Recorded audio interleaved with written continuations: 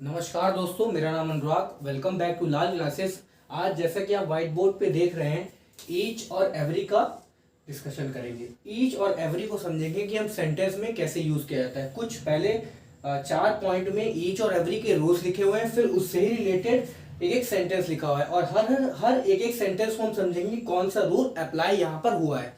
तो चलिए स्टार्ट करते हैं। देखिए लिखा है पहला point, each and every are similar meaning. देखिए इनकी जो मीनिंग होती है, मतलब जो होता है वो एक ही होता है। प्रत्येक, हर एक, इसके लिए ही हम यूज करते हैं ईच या एवरी। स्पोकन इंग्लिश में हम ध्यान नहीं देते हैं, कभी बोल लेते हैं एवरी पर्सन, ठीक है, जैसे बोल लेते हैं every person in the group.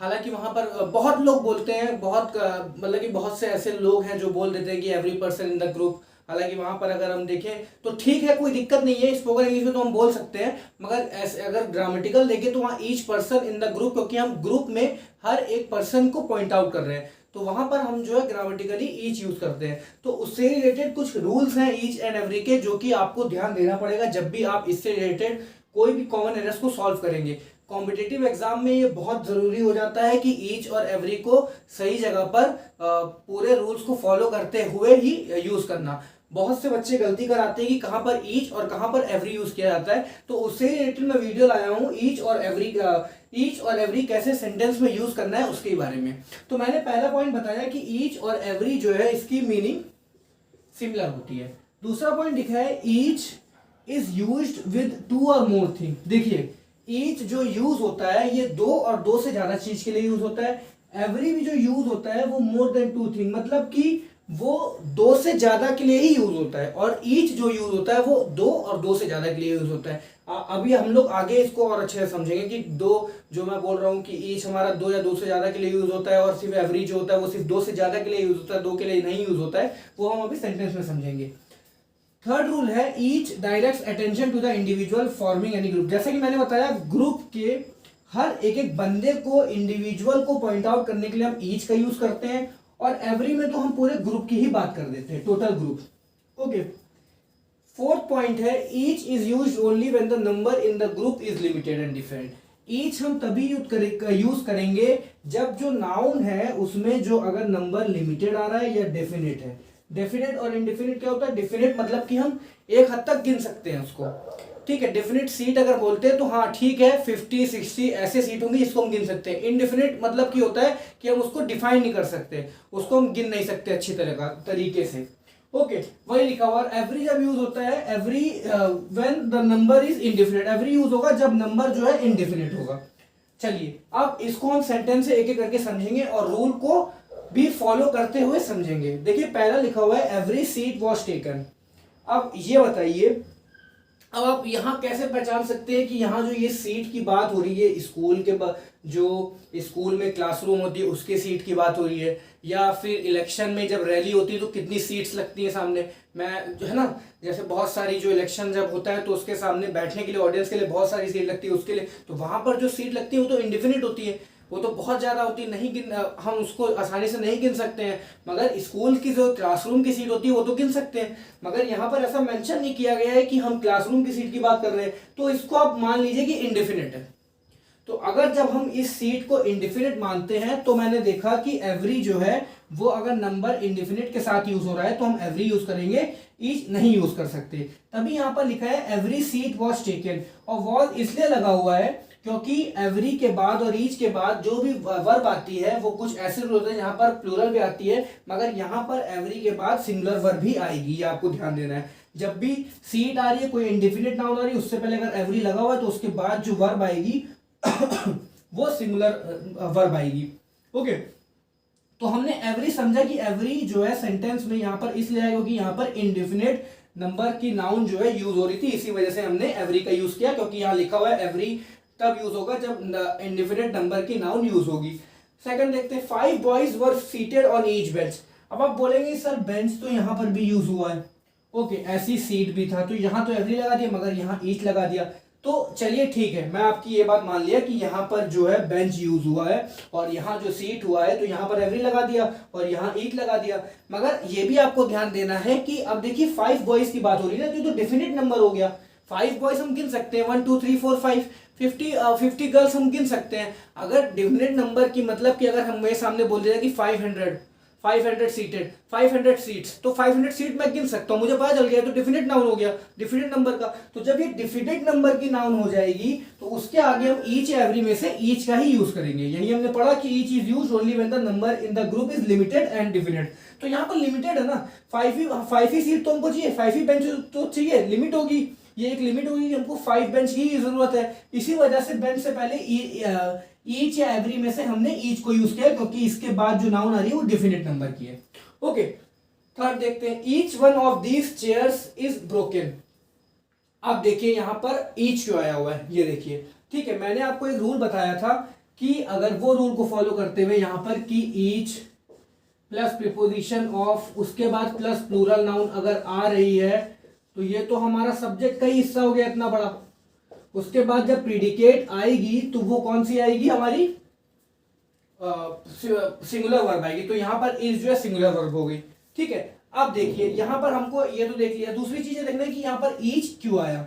अब ये बताइए, अगर मैं दिस चेयर की बात करता हूं तो सामने जो पॉइंट आउट करके मैं दिस चेयर की बात कर रहा हूं तो वो डेफिनेट नंबर की तो है। अगर मैं कहता हूं कि दिस चेयर, तो एक चेयर हुई, दिस चेयर कह रहा हूं तो ये प्लूरल नंबर में हुई, मगर मैं उनको गिन सकता हूं कि वो मेरे सामने ही है। वो मुझे पता है कि अगर मैं दिस चेयर कहता हूं, दिस कार्स कहता हूं, तो इसका मतलब जो मेरे सामने जो कारें खड़ी हैं जो कि एक से ज्यादा है, तो उसके लिए मैंने दिस कार यूज कर दिया, तो वो है तो लिमिट में ना, ऐसा थोड़ी बहुत ज्यादा है, लिमिट में ही रहेंगी, एक चाहे 500 हो चाहे 1000 हो, एक तो लिमिट में ही रहेंगी। और जब कोई चीज लिमिट में ही रहेगी तो उसके आगे ईच या एवरी में से हम ईच का ही यूज करेंगे। ओके, तो इसी वजह से, क्योंकि चेयर यहां पर लिमिटेड है, क्योंकि यहां दीज लगा हुआ है, दीज की वजह से ये लिमिटेड हो गया, इसी वजह से हमने एवरी या ईच में से ईच को यूज किया है। ओके, फोर्थ देखते हैं, leap year falls in every 4th year, ठीक है। अब इसमें लिखा हुआ है कि हर 4 साल में लीप ईयर आता है। ओके, मतलब कि 3 साल के बाद चौथे साल में लीप ईयर आता है। हम जानते हैं कि हर साल हमारे 365 दिन होते हैं, मगर एक साल ऐसा होता है जिसमें 366 दिन होते हैं। क्यों होता है, मैं आपको थोड़ा इसमें ज्योग्राफी का भी टर्म बता देता हूं। देखिए, साल में क्या होता है, साल में एक साल में 366 दिन 6 घंटे का पूरा हमारा एक साल होता है, सॉरी 365 दिन 6 घंटे का। अब आप देखिए, अगर 6 घंटे को 4 बार अगर 6 × 4 कर देंगे तो 24 आवर हो जाएगा, ये तो पूरा एक दिन हो गया। और हम ये एक पूरे दिन को 365 दिन कर करके अगर हम ऐसे लिखेंगे कि एक साल में 365 दिन प्लस 6 आवर्स, तो ये अच्छा नहीं लगता है हमको, हम इसलिए पूरा राउंड ऑफ करके डेज में ही लिखते हैं। तो पहले 365 दिन जोड़ लिया, फिर दूसरे ईयर में भी 365 दिन, तीसरे में भी 365 दिन, ठीक है। उसके बाद चौथा साल जो आएगा 6 + 6, अब 6 आवर तो हम जोड़ तो है नहीं रहे उसमें 365 दिन के साथ, तो वो 6 आवर जब 3 साल के 6 जो आर हुए वो 18 घंटे हो गए। उसके बाद जो चौथे साल का 6 आर हुआ वो हमारा क्या हो गया, 24 घंटे हो गए, और 24 घंटे हमारा एक दिन बना देता है। तो चौथे साल में जो 365 दिन पड़ेंगे उसके साथ जो 6 घंटे होंगे वो 18 घंटे में जुड़ जाएंगे, 24 घंटा हो गया, वो एक दिन बन गया, 365 प्लस 1 366 दिन का वो लीप ईयर हो जाता है, ठीक है। चलिए, तो मैं आशा करता हूं कि आपको समझ में आया होगा कि कैसे लीप ईयर होता है।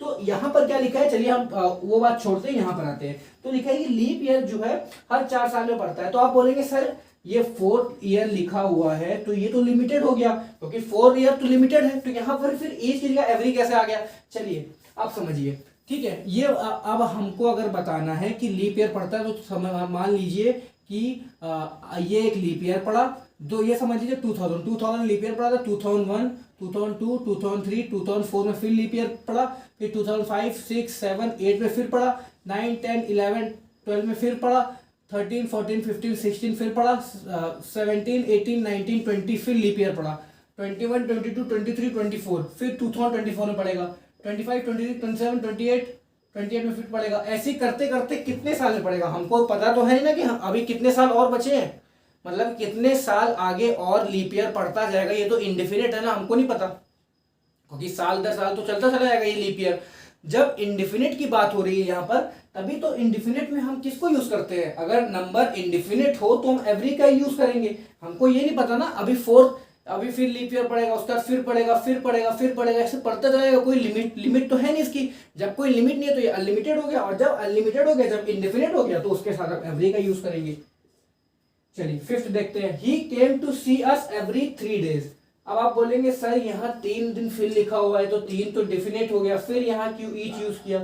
अब देखिए यहाँ पर समझिएगा, वो एक दिन आता था, उस मतलब कि वो एक दिन आता था, उसके बाद 2 दिन छोड़ के तीसरे दिन फिर आता था। फिर 2 दिन छोड़ता था फिर आता था, ऐसे ही वो आता चला गया। अब तो इंडेफिनिट नंबर नहीं हो गया ये, देखिए आप खुद, इंडेफिनिट आता चला गया, वो हर 3 दिन में वो आता रहता था। अगर यही लिखा होता कि वो हर 3 दिन, तो मतलब कि एक हफ्ते में वो 3 दिन बाद आता था, तो एक हफ्ते में 3 दिन बाद तो वो लिमिट हो गई कि 2 बार आया होगा। ओके, मगर यहाँ पर तो बात की जा रही है कि वो हमको देखने आता था हर 3 दिन में, तो हर 3 दिन में आता था मतलब कि वो आता रहा होगा, कोई ऐसी लिमिट तो होगी नहीं उसकी, इंडेफिनिट नंबर होगा कि बहुत बार आता रहा होगा, आता रहा होगा, आता रहा होगा। और जब इंडेफिनिट हो जाता है तो हम एवरी का ही यूज करते हैं। ओके, तब ईच का हम यूज नहीं करते हैं। 6 देखते हैं, it rain every day during my holidays. अब देखिए बच्चों की छुट्टियां चल रही हैं, ठीक है। अब देखिए जब लॉकडाउन लगा था तो कोविड हुआ था, तो उस टाइम क्या हुआ था, बहुत सारे हॉलीडे बच्चों की छुट्टियां कर दी थी। तो बच्चों की छुट्टियां क्या है, इंडिफिनिट चल रही हैं, मतलब कि उनको कुछ नहीं पता कि कब स्कूल खुल जाएगा, है ना। कब, जब सिचुएशन सही होगी तो हो सकता है तब खुल जाए, और जब सिचुएशन नहीं सही है तो अभी देखिए जैसे कि बंद चल रहा है, तो अब उनको नहीं पता है कि हमारी एग्जैक्ट कौन से दिन को स्कूल खुल जाएगा। तो देखिए जब उनको नहीं पता है तो इंडेफिनिट हुआ ना, और जब इंडेफिनिट की बात होगी तो हमारा एवरी ही तो आएगा, तब हम ईच यूज ही नहीं कर सकते हैं, ठीक है। तो ये लिखा हुआ है, it rain every day during my holidays. 7 देखते हैं, I was away 10 days and it rain every each day. तो आपको लग रहा होगा ये दोनों सेंटेंस तो एक ही तरह के, मगर यहाँ पर एवरी कर दिया, यहाँ ईच कर दिया। आपको ये भी तो ध्यान देना है कि आई वॉज अवे 10 days, अब मैं बाहर 10 दिन के लिए, डेफिनेट दिन के लिए बाहर रहा, तो 10 दिन एक लिमिट होगी मेरी। अब उस लिमिट में ही जब बारिश होगी तो ये 10 दिन तो मैं गिन चुका हूं, इसी में जब बारिश होगी तो मैं गिन सकता हूं उसको कि 10 दिन बारिश हुई। तो यहाँ पर ईच ही तो लगाऊंगा, मैं एवरी लगा ही सकता, क्योंकि जो बारिश हुई वो 10 दिन तक ही हुई होगी, जब तक मैं वहां रुका। मतलब कि जब मैं उसके बाद तो जो हुई हो या ना हुई हो उससे मतलब नहीं है, मगर मैं कितने दिन वहां रुका, वहां मैं रुका लिमिट डेज में, मतलब कि 10 दिन तक रुका। और जब मैं 10 दिन तक रुका तो एक डेफिनेट नंबर हो गया, और जब डेफिनेट नंबर की बात होगी तो वहां पर हम जरूर से ईच का ही यूज करेंगे, तब हम इंडेफिनिट का यूज कर ही नहीं, तब हम एवरी का यूज कर नहीं सकते। एवरी हम यूज करेंगे इंडेफिनिट में और ईच यूज करेंगे डेफिनेट में। ओके, तो मैं आशा करता हूं कि आपको ये समझ में आया होगा कि कैसे ईच और एवरी सेंटेंस में यूज किया जाता है। ओके, आपको मैंने 7 सेंटेंसेस भी हैं, इसको मैंने एक एक रूल फॉलो करते हुए बताया भी कि कैसे यहाँ पर ईच या एवरी यूज हुआ है। और हाँ, केसेस बहुत तेजी से बढ़ रहे हैं, थोड़ा ख्याल रखिए, घर वालों का ख्याल रखिए। चलिए अगली क्लास में मिलते हैं, खुश रहिए, बढ़ते रहिए, थैंक यू सो मच।